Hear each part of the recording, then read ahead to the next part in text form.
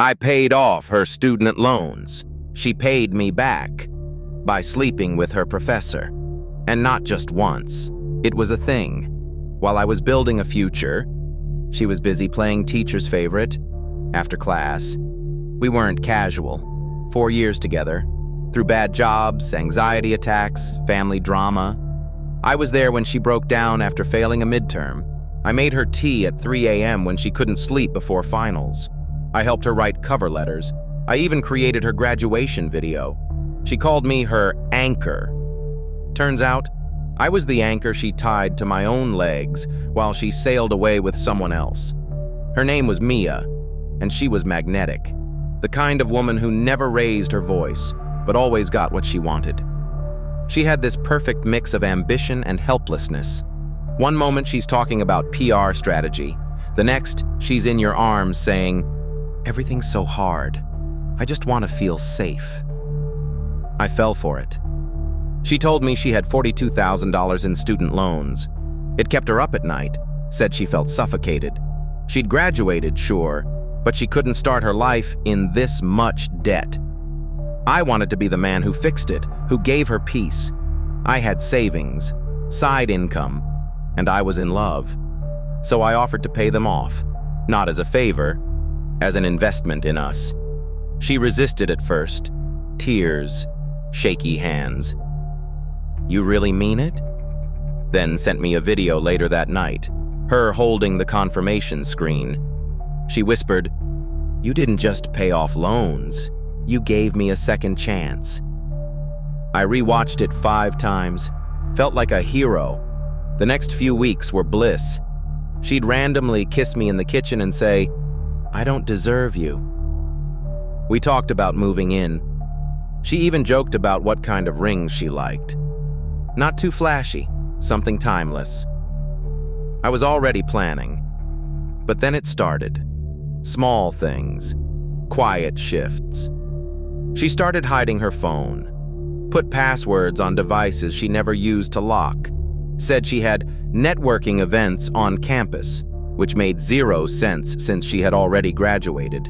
She started texting late at night, turning her screen away from me. Said it was group chats from work. She pulled back physically. Less hugs, less eye contact, less us. I thought she was stressed. I blamed myself, tried harder, made dinner, gave space, told her, "Take whatever time you need." She nodded, said she was grateful. Then came the night it all unraveled.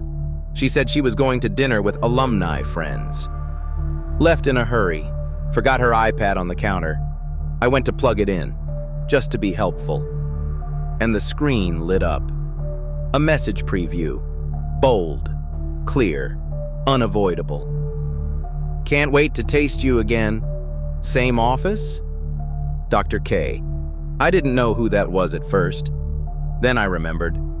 She used to talk about a Dr. K, her senior communications professor. Said he was tough but brilliant. Turns out he was brilliant at keeping secrets too. I opened the thread. Messages going back months. Him. "Still thinking about last Thursday. You were unforgettable." Her. "I miss our little escapes. He's so clueless, it makes me sad." Clueless. That's what I was. The man who drained his savings to free her from debt. And she thought I was the joke? It got worse. Photos, intimate ones, screenshots of calendar invites, office hours that turned into hotel meetups. And then, the final hit. A message from her. "He paid off my loans. I should feel guilty, but I just feel free." I sat there, alone in our living room, reading Betrayal on a glowing screen. Every "I love you" replayed in my mind. Every touch, every lie. Rewritten. And the worst part? I still wanted her to walk through that door and say it wasn't true. But deep down, I knew. She wasn't coming back from dinner. She was coming back from him. She came home an hour later, hair messy, makeup freshened. She walked in like it was just another night. I was sitting on the couch, the iPad next to me, still open, still glowing. She saw it, paused, then asked, "Everything okay?" I didn't answer, just turned the screen toward her. She didn't look surprised, just annoyed. Like I'd left the fridge open or used her toothbrush. She sat down slowly and said, "It's not what you think." I laughed, because of course it was. She gave me the usual script. We weren't serious. I was confused. It started before you paid off the loans. I didn't want to hurt you. Every sentence was like a blade dipped in syrup. Then she tried guilt. You said you wanted to help me. You never asked for anything back. Why does it matter how I found peace? That's when I realized she wasn't sorry. She was inconvenienced. So I stood up, said nothing, just walked into our room, grabbed a small box, came back, dropped it in front of her. Inside, a printed receipt of the $42,000 loan payment. Screenshots of the messages, a photo of her and the professor, him kissing her neck in his office, and a note I had written the night before. I invested in your freedom. You used it to sell yourself. She stared at it, didn't move. So I gave her a choice. Leave tonight, or I post everything. And I mean everything. Screenshots, emails, to your employer, to his department head, to every alumni board you ever begged me to donate to. She tried to scream, said it was emotional abuse, said I was ruining her career. I calmly replied, "No. You did that the moment you turned my help into leverage." She left. Fast. Didn't pack much. Just grabbed a tote and slammed the door. I sat there for a while, heart silent, not broken, emptied. I thought I'd cry, but I didn't. I thought I'd regret it, but I didn't. What I did next, that's what changed everything. I created a file, named it Academic Conduct Violation, Anonymous Tip.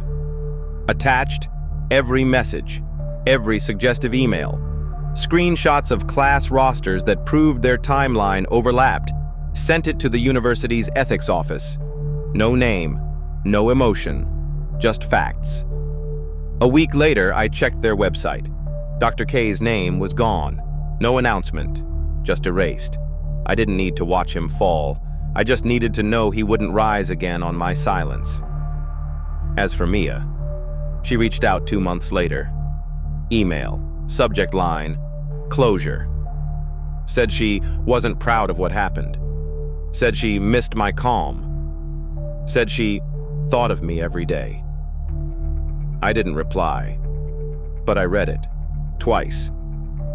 Because sometimes you want to see if the person who burned your house is still holding the match.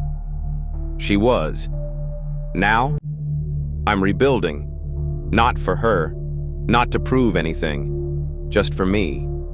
Because I don't regret helping someone. I regret not checking if they deserved it. And next time someone says, "You're too good to be true," I'll smile and say, "Good people ask questions. Smart people get receipts. Get